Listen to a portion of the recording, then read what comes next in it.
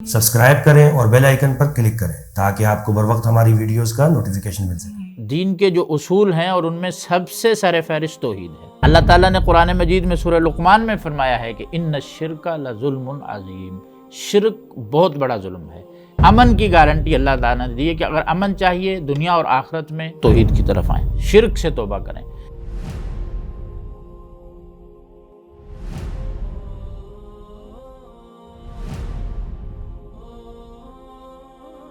السلام علیکم ورحمۃ اللہ وبرکاتہ۔ بسم اللہ والصلاۃ والسلام علی رسول اللہ وعلی آلہ وصحبہ ومن والا۔ ناظرین کرام،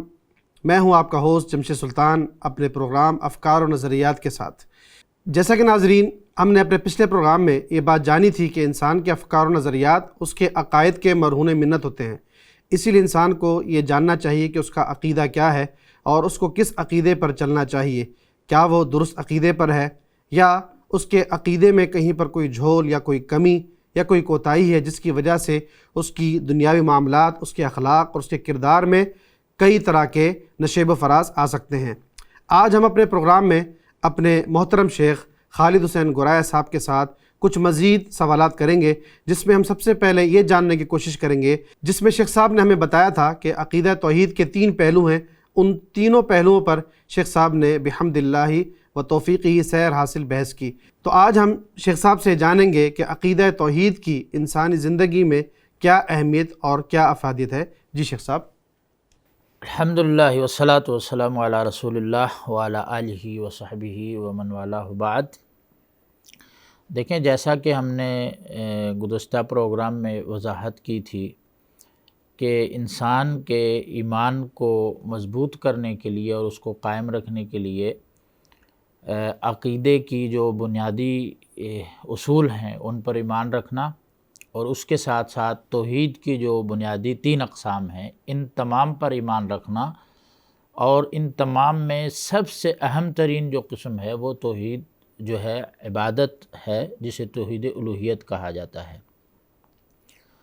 جس کے لیے اللہ تبارک و تعالیٰ نے انبیاء کو بھیجا، کتابیں نازل فرمائیں، اور جس کی بنیاد پر جو ہے لوگ اسلام اور کفر میں تقسیم ہوئے۔ اب ظاہر سی بات ہے کہ ایک ایسی چیز جس کے لیے اللہ تعالیٰ اتنی کتابیں نازل فرمائیں،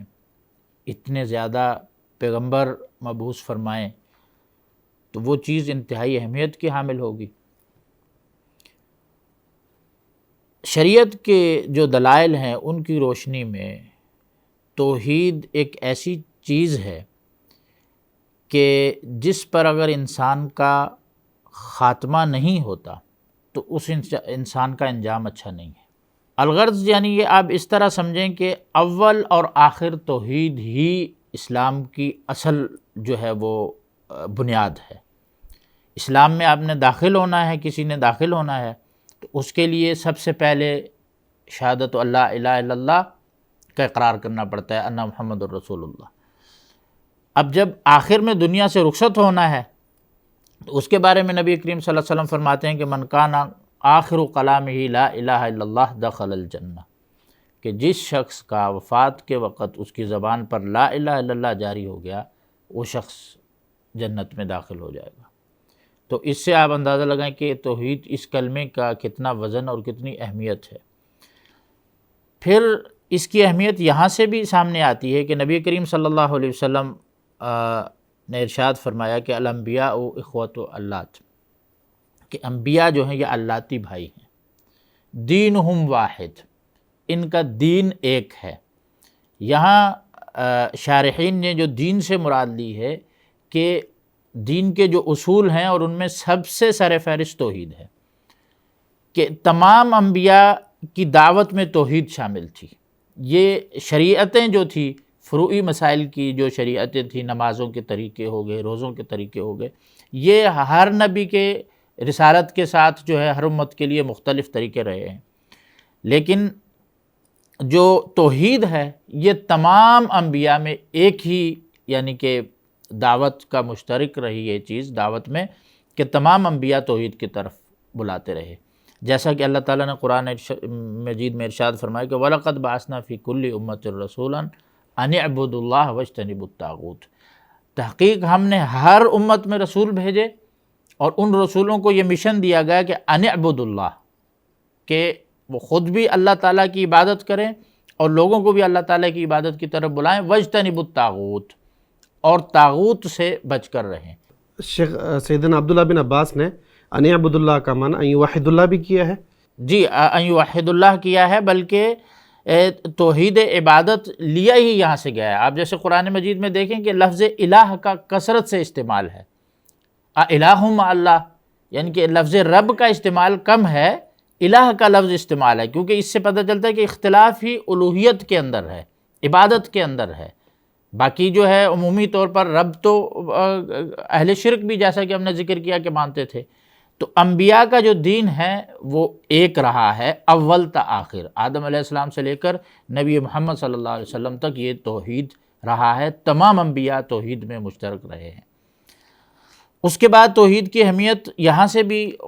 اجاگر ہوتی ہے کہ دیکھیں کہ کوئی بھی عمل اگر انسان کرتا ہے، اس عمل کے لیے اللہ تعالیٰ نے ایک بنیادی شرط رکھی ہوئی ہے، اور وہ یہ شرط رکھی ہے کہ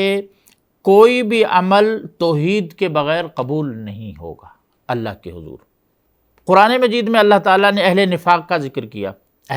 جو منافقین تھے انہوں نے ظاہری طور پر کلمہ تو پڑھا ہوا تھا، لیکن جو اس کے تقاضے پورے نہیں کر رہے تھے، جو اصل موحد ہونا ہے اور اصل رسالت پر ایمان لانا ہے، یہ چیز ان پہ دلی طور پر یقینی طور پر نہیں تھی، شک تھا ان کو۔ تو اللہ تبارک و تعالیٰ نے فرمایا کہ ما منعهم ان تقبل منهم نفقاتهم الا انهم كفروا بالله وبرسوله، کہ کیا وجہ ہے کہ ان کے یہ جو خرچ کرتے ہیں جو اللہ کی راہ میں، جو اللہ کے راستے میں لڑنے کے لیے کچھ دیتے ہیں، تو یہ ہم اللہ تعالیٰ فرماتے ہیں کہ یہ قبول کیوں نہیں ہوتا؟ اس وجہ سے نہیں ہوتا کہ کفروا باللہ، وہ اللہ تعالیٰ کا کفر کرتے ہیں، حالانکہ وہ بظاہر کلمہ پڑھتے تھے، تو اللہ تعالیٰ نے ان کو اس کا اعتبار نہیں کیا، بلکہ اصل ان کو اس چیز کی طرف دعوت دی کہ اصل جو توحید ہے ان کے اندر موجود نہیں تھی، یہ کفر تھا ان کا، اور اسی کفر کی وجہ سے اللہ تعالیٰ نے کہا ان کے صدقات، نوافل اور جو بھی اعمال ہیں وہ اللہ تعالیٰ نے قبول نہیں کیے۔ تو عمل کی قبولیت کے لیے لازمی طور پر شرط ہے کہ فمن کان یرجو لقاء ربہ فلیعمل عملا صالحا ولا یشرک بعبادت ربہ احدا، کہ جو اللہ تعالیٰ سے ملاقات کا یقین رکھتا ہے وہ عمل صالح کرے اور اللہ تعالیٰ کی عبادت میں کسی کو شریک نہ بنائے، یعنی عمل صالح عبادت ہے، اور اس عمل صالح میں کسی بھی اور شخص کو اگر شریک کرے گا کسی بھی طریقے سے، کسی بھی ذریعے سے، وہ شرک قرار پائے گا۔ تو مطلب یہ ہے کہ اگر ایسا نہیں کرے گا تو اللہ تعالیٰ پر سے ملاقات کا یقین ہی نہیں رکھتا، اس کی توحید مکمل نہیں ہے، اللہ کے حضور وہ عمل قابل قبول نہیں ہے۔ اس لیے آپ قرآن کی آیات میں دیکھیں گے اللہ تعالیٰ فرماتے ہیں کہ عاملۃ ناصبہ تصلی نارا حامیہ، ایسے لوگ بھی ہوں گے جو عمل کر کر کے تھک چکے ہوں گے، ان کے پیشانیوں پر نشان پڑے ہوں گے، لیکن نتیجہ کیا ہے؟ تصلی نارا حامیہ، کہ دہکتی ہوئی آگ میں جلائے جائیں گے۔ کیوں جلائے جائیں گے؟ کیونکہ انہوں نے جو ایمان کی عمل کی قبولیت کا بنیادی تقاضا ہے موحد ہونا، وہ پورا نہیں کیا۔ پھر ایک اور جگہ پر اللہ تبارک و تعالی نے ارشاد فرمایا کہ قدمنا الی ما عملوا من عمل فجعلناه هباء منثورا، کہ ہم ان کے عمل کی طرف جب متوجہ ہوں گے، آئیں گے اور اسے رائی کے دانے کی طرح اڑا دیں گے۔ مطلب یہ ہوا کہ ان کے جتنے بھی بھلے وہ خیر کے کام تھے، وہ لوگوں میں صدقات کرتے رہے، وہ نوافل پڑھتے رہے، کچھ بھی کرتے رہے، اللہ کے حضور ان کا کوئی وزن نہیں ہے۔ اللہ تعالیٰ فرماتے ہیں کہ جعلناہ ھباء منثورا، ہم رائی کے دانے کی طرح اسے اڑا دیں گے، ان کا کوئی وزن نہیں ہے، کیونکہ عمل میں وزن توحید پیدا کرتی ہے۔ وہ کیسے پیدا کرتی ہے؟ کہ جیسا کہ آگے حدیث بھی ہم انشاءاللہ اس کو تفصیلاً بیان کریں گے کہ نبی کریم صلی اللہ علیہ وسلم کی ایک روایت ہے، آپ صلی اللہ علیہ وسلم نے فرمایا کہ اللہ تعالیٰ فرماتا ہے کہ لا الہ الا اللہ کو ایک میزان میں رکھ دیا جائے، ساتوں زمینوں اور ساتوں آسمان دوسرے میزان میں رکھ دیے جائیں تو لا الہ الا اللہ والا میزان بھاری ہو جائے۔ تو آپ دیکھیں کہ یہ اس میں اتنی طاقت ہے کلمے میں کہ یہ عمل کی قبولیت اور میزان میں جو اللہ کے حضور وزن پیدا ہونا ہے عمل میں، وہ یہ توحید کے ذریعے ہوتا ہے۔ ہاں، اور یہی کلمہ توحید ہے۔ اگر یہ نہ ہوا تو آپ جتنے مرضی نوافل پڑھتے رہیں، جتنی مرضی آپ صدقات خیرات کرتے رہیں، اللہ تعالیٰ کے ہاں ہوا منصورہ ہیں، وہ ایسے ہی اڑ جائیں گے۔ اب آخری بات اس حوالے سے ہم یہ ذکر کرتے ہیں کہ آپ توحید کی اہمیت آپ یہاں سے دیکھیں کہ مثال کے طور پہ بعض علماء نے یہاں تک ذکر کیا ہے کہ قرآن پورے کا پورا توحید پر مشتمل ہے۔ اب اس کو ہم تھوڑا سا آسان کر کے سمجھاتے ہیں کہ آپ دیکھیں کہ مثال کے طور پہ قرآن مجید میں 114 صورتیں ہیں، 114 صورتوں میں سے 86 صورتیں 86 صورتیں جو ہیں یہ مکی صورتیں ہیں، اور مکی صورتوں میں احکام بیان نہیں ہوتے، شاذ و نادر بیان ہوئے ہیں، زیادہ تر جو ہے اس پر بلکہ مکمل طور پر توحید عقیدہ بیان ہوا ہے، جو عقیدے کے مخالفین ہیں ان کا انجام بیان ہوا ہے، اور اللہ تعالیٰ نے جو دنیا میں ان کو سزائیں دیں اور آخرت میں جو سزائیں تیار کر رکھی ہیں اس کا ذکر ہے۔ 86 صورتوں میں توحید کا ذکر ہے، توحید کے مخالفین کے انجام کا ذکر ہے، دنیا اور آخرت میں ان کے ساتھ اللہ تعالیٰ کیا سلوک کرتا ہے اس کا ذکر ہے۔ پھر رہ جاتی ہیں 28 صورتیں مکی جو مدنی صورتیں ہیں جو مدینہ منورہ میں نازل ہوئیں۔ مدنی صورتوں میں زیادہ تر احکام پائے جاتے ہیں۔ اب مدنی صورتوں میں بھی آپ سب سے بڑی جو صورت ہے سورہ بقرہ ہے، سورہ بقرہ میں آپ پہلا پارہ اٹھا لیں، پورے پارے میں احکام نہیں ہے، الا کہ بیت اللہ کے حوالے سے کچھ آخر میں آیات ہیں، لیکن یہ سارا پارہ بھی جو ہے وہ توحید سے متعلق ہے، اور جو بنی اسرائیل نے اللہ تعالیٰ کی توحید میں نافرمانیاں کی ان کا ذکر ہے، اخلاق کا جو بگاڑ تھا اس کا ذکر ہے۔ پھر آپ دوسرے پارے میں آ جائیں جس میں احکام کثرت سے بیان ہوئے ہیں، ان میں بھی دیکھیں کہ آپ جب قسم کا مسئلہ بیان ہوتا ہے، مسئلہ ہے قسم کے بارے میں آیت ہے، اور قسم کے آخر میں اللہ تعالیٰ فرماتے ہیں کہ واللہ سمیع علیم، اللہ تعالیٰ سننے والا جاننے والا ہے، ٹھیک ہے، واللہ غفور حلیم، اللہ تعالیٰ معاف کرنے والا بردبار ہے۔ اب یہ سمیع علیم حلیم یہ اللہ تعالیٰ کی صفات ہیں، اللہ تعالیٰ کے نام ہیں، ان کا تعلق توحید کے ساتھ ہے۔ پھر طلاق کا مسئلہ جب بیان ہو رہا ہے تو اللہ تعالیٰ فرماتے ہیں کہ ان کننا یؤمنن باللہ والیوم الآخر، اگر وہ عورتیں اللہ اور آخرت پر ایمان رکھتی ہیں تو جو ان کے رحم میں ہے اس کو چھپائیں نہ، یہاں بھی اللہ اور آخرت کا ایمان کا ذکر آیا۔ پھر جب آیت ختم ہوتی ہے تو اس پر بھی اللہ تعالیٰ کی صفات پر وہاں بھی آیت ختم ہوتی ہے۔ الہ کا مسئلہ ہے، وہاں بھی جب ذکر آتا ہے فَإِنْ عَزَمُوا الطَّلَاقَ فَإِنَّ اللَّهَ سَمِيعٌ عَلِيمٌ، وہاں بھی اللہ تعالیٰ سمیع علیم، یعنی کہ آپ سمجھیں کہ جب احکام کا ذکر ہوتا ہے وہاں بھی اللہ تعالیٰ کے ناموں کا، صفات کا، آخرت کے ایمان کا ذکر آتا ہے، تو اللہ تعالیٰ یہ چاہتے ہیں کہ بندے کا ایک لمحے کے لیے بھی توحید سے ذہن ادھر سے ادھر نہ ہو۔ اگر یہ ادھر سے ادھر ہو گیا تو سمجھیں کہ انسان کی جو بھی محنت ہے وہ ساری کی ساری ضائع اور برباد ہو جائے گی۔ اللہ تعالی ہمیں اپنے عملوں کو محفوظ کرنے کی توفیق عطا فرمائے، انہ ولی التوفیق۔ جزاکم اللہ شیخ صاحب، جب عقیدہ توحید کی اتنی اہمیت ہے اور اللہ تبارک و تعالی نے اتنے انبیاؤں کو بھیجا، کتابیں نازل فرمائی، خود آپ نے بھی بتایا کہ قرآن مجید پوری کی پوری کتاب التوحید ہے، تو ایک چیز اور ہمیں اور ہمارے ناظرین کو بتائیے کہ جب عقیدہ توحید اتنا اہمیت کا حامل ہے تو اس کی فضیلت کیا ہے، انسان کو اس کا کیا فائدہ ہے؟ یہ بھی آپ نے جو ہے نا انتہائی اہم سوال کیا ہے کہ عقیدہ توحید جب اتنی اہمیت کا حامل ہے کہ اسلام میں داخل ہونے کے لیے اس کو اس کا اقرار کرنا لازمی ہے، اگر اقرار نہیں کرتا باقی سارے کے سارے اسلام کے ارکان پہ عمل کرتا رہے کوئی فائدہ نہیں ہے۔ تو جب اتنی اہمیت کی چیز ہے تو ظاہر سی بات ہے اس کا جو اللہ تعالیٰ نے اجر اور ثواب رکھا ہے اور اس کے جو فوائد ہیں یہ بھی بہت زیادہ ہیں۔ تو اس کی فضیلت میں سب سے بنیادی یہ چیز ہے کہ اللہ تعالیٰ نے امن کی گارنٹی دی ہے، اور قرآن مجید میں اللہ تعالیٰ فرماتے ہیں کہ الذین آمنوا ولم یلبسوا ایمانہم بظلم اولئک لہم الامن وہم مہتدون، کہ جو لوگ ایمان لائے اور ایمان لانے کے بعد انہوں نے اپنے ایمان کے ساتھ ظلم کی آمیزش نہیں کی، ان کے لیے دو جو ہے اللہ تعالیٰ کی طرف سے عنایتیں ہیں۔ پہلی عنایت یہ ہے کہ لہم الامن، ان کے لیے امن ہے دنیا میں بھی اور آخرت میں بھی۔ دنیا میں کیا امن ہے کہ اللہ تبارک و تعالی جتنے بھی فتنے ہیں، پریشانیاں ہیں، غم ہیں، تکالیف ہیں، یہ سب کے سب اللہ تعالیٰ توحید کی برکت سے ختم کر دیتے ہیں۔ جتنی بھی افراتفری ہے، مار دھاڑ ہے، یہ سب کی سب لوگوں کی توحید کی دوری کی وجہ سے۔ اگر عقیدہ انسان کا ٹھیک ہو جائے اور اس کو پتہ چل جائے کہ جو اللہ نے میرے نصیب کے لیے لکھا ہوا ہے اس سے زیادہ میں نہیں کھا سکتا، کچھ بھی کر لوں، خود بخود وہ کسی پر زیادتی کرنے سے بچ جائے گا۔ اور جب اس کا یہ یقین ہوگا کہ اگر میں کسی بھی کے ساتھ تھوڑی سی بھی زیادتی کرتا ہوں، من یعمل مثقال ذرۃ خیرا یرہ،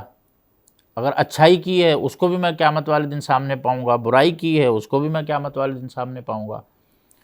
تو وہ کبھی بھی کسی پر دسترازی نہیں کرے گا۔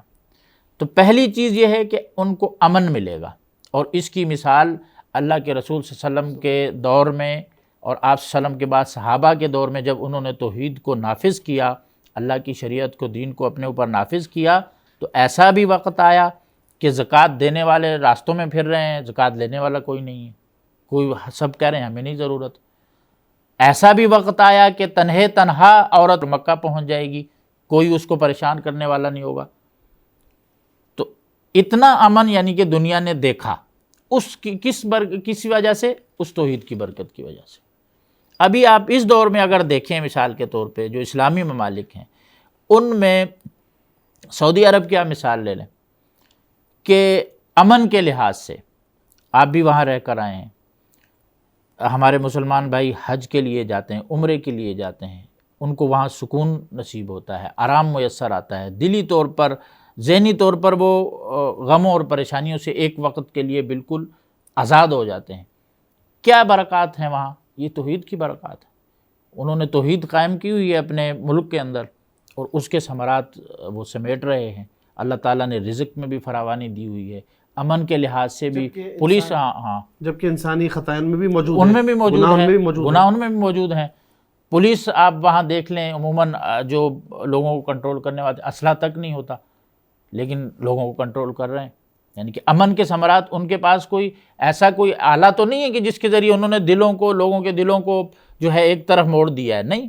صرف اور صرف جو ہے وہ اللہ تعالیٰ کی توحید کی یہ برکات ہیں جن کو وہ سمیٹتے ہیں۔ تو یہ بنیادی طور پر اللہ تعالیٰ نے امن کی گارنٹی دی ہے۔ پھر یہ دنیا کا امن، پھر آخرت کا امن،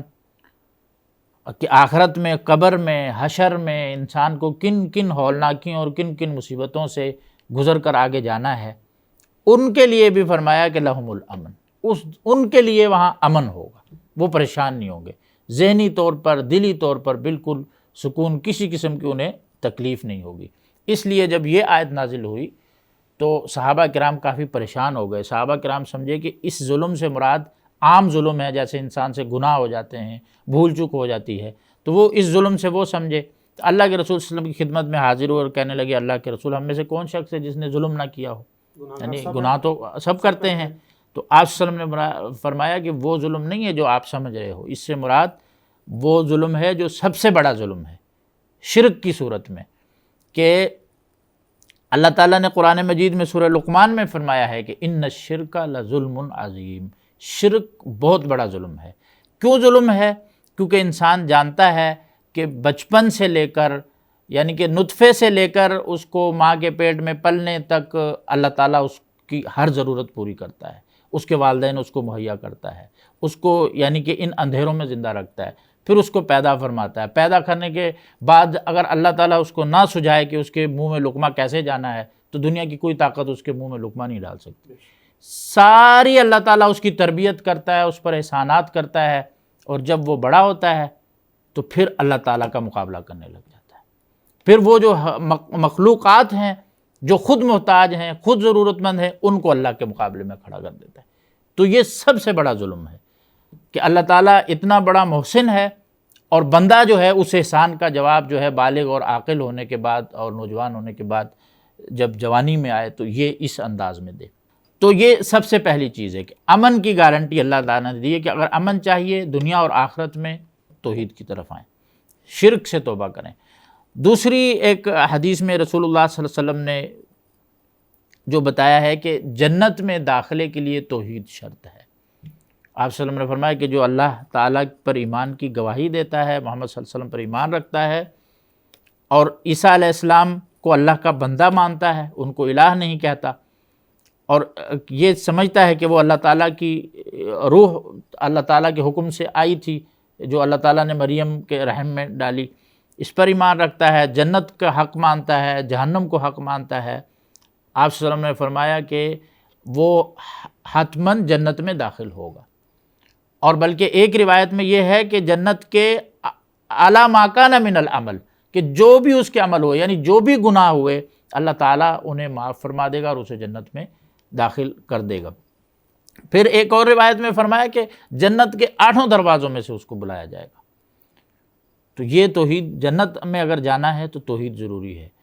پھر جہنم سے آزادی چاہیے تو رسول اللہ صلی اللہ علیہ وسلم نے فرمایا کہ جس نے لا الہ الا اللہ جو ہے وہ پڑھنے کا مطلب یہ نہیں صرف زبان سے، نہیں، دل سے، صدقے دل سے اس کا اقرار کیا، اس کے تقاضے پورے کیے، تو فرمایا کہ اللہ تعالیٰ اس پر جہنم حرام کر دیتے ہیں۔ پھر سیدنا موسیٰ علیہ السلام نے ایک دفعہ اللہ تعالیٰ سے درخواست کی کہ اللہ تعالیٰ مجھے کوئی ایسا کلمہ سکھائیں کہ میں اس کے ذریعے تجھے یاد کروں اور تجھ سے میں دعائیں کروں اور تو میری دعائیں قبول فرما لے۔ تو اللہ تعالیٰ نے فرمایا کہ لا الہ الا اللہ پڑھا کریں۔ تو موسیٰ علیہ السلام کہنے لگے اللہ تعالیٰ یہ کلمہ تو آپ کی ہر مخلوق پڑھتی ہے، سب لوگ پڑھتے ہیں، تو اللہ تبارک و تعالیٰ نے فرمایا کہ اے موسیٰ اگر یہ لا الہ الا اللہ کے مقابلے میں 7 زمین اور آسمان اور جو اس کے اندر مخلوقات ہیں ان کو ایک طرف رکھ دیا جائے پلڑے میں، اور دوسرے پلڑے میں لا الہ الا اللہ رکھ دیا جائے، تو لا الہ الا اللہ والا پلڑا بھاری ہوگا۔ اللہ تعالیٰ کے نام کے مقابلے میں کوئی چیز بھاری نہیں ہو سکتی۔ تو یہ اتنا عظیم کلمہ ہے۔ پھر ایک اور حدیث میں نبی کریم صلی اللہ علیہ وسلم فرماتے ہیں کہ حدیث قدسی ہے کہ آپ صلی اللہ علیہ وسلم نے فرمایا کہ اللہ تعالیٰ فرماتا ہے کہ یا ابن آدم، اے ابن آدم، تو اگر ساری زمین گناہوں کی بھر کر میرے پاس آ جائے، ثم لقیتنی لا تشرک بی شیئا، اور پھر مجھ سے اس حالت میں ملاقات کرے کہ تو نے میرے ساتھ کسی کو شریک نہیں بنایا،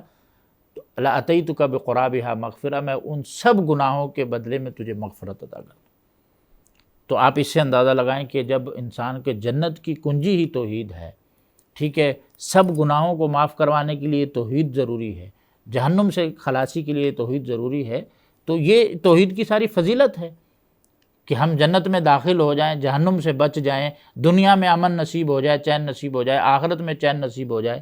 یہی تو ہمارا مطمع نظر ہے، یہی تو ہم سب چاہتے ہیں، اور چاہتے ہیں کہ قیامت والے دن ہمارے نامہ اعمال سب سے بھاری ہوں اور اللہ تعالیٰ ہمیں کہے کہ سیدھے ہاتھ میں نامہ اعمال عطا فرمائیں اور جو ہے جنت میں داخل کریں۔ ان اعمال کو اگر ہم بھاری کرنا ہے تو توحید کی طرف آنا ہے، گناہوں کو بخشوانا ہے تو توحید کی طرف۔ یہ سب سمجھیں کہ توحید گناہوں کو مٹا دیتی ہے۔ ایک شخص نے 60 سال، 70 سال، 80 سال کفر پر گزارا ہے، نافرمانی پر گزارا ہے، اللہ تبارک و تعالیٰ سے کے ساتھ کفر شرک کرتے گزارا ہے، صرف ایک کلمہ پڑھنے کی وجہ سے اللہ تعالیٰ ان کے سارے اس کے گناہ دھو دیتے ہیں۔ تو آپ اس سے اندازہ لگائیں کہ اس کی کتنی فضیلت ہے۔ تو ہم سب مسلمانوں کو اس کا اہتمام کرنا چاہیے، اسے سیکھنا چاہیے، اور اپنے اعمال کو خالصتاً اللہ تبارک و تعالیٰ کی رضا کے لیے کرنا چاہیے۔ اللہ تعالیٰ سے دعا ہے کہ اللہ تعالیٰ ہمیں توحید کو سمجھنے کی توفیق عطا فرمائے۔ جزاکم اللہ خیر۔ ناظرین کرام، آج کا پروگرام ہمارا یہیں پر اختتام ہوتا ہے، اور ہم نے یہ جانا کہ عقیدہ توحید کی انسان کی زندگی میں کیا فضیلت اور اس کا کیا مقام ہے۔ تو ہمیں پتہ چلا کہ اللہ رب العالمین اور بندے کے درمیان اگر کوئی سب سے بہترین تعلق ہے تو وہ عقیدہ توحید ہے۔ اگر اس میں بگاڑ آ جائے تو اس کے تعلقات اللہ رب العالمین کے ساتھ بگڑ جائیں گے۔ جب اللہ تعالیٰ کے ساتھ انسان کے تعلقات بگڑ جائیں تو اس کی دنیا بھی بگڑ جائے گی، اس کی آخرت بھی، اور اس کے لیے کچھ بھی اچھا باقی نہیں رہے گا۔ یہیں پر اکتفا کرتے ہیں، انشاءاللہ نئے پروگرام میں مزید سوالات کے ساتھ حاضر ہوں گے۔ اللہ تعالیٰ ہم سب کا حامی و ناصر ہو۔ السلام علیکم ورحمۃ اللہ وبرکاتہ۔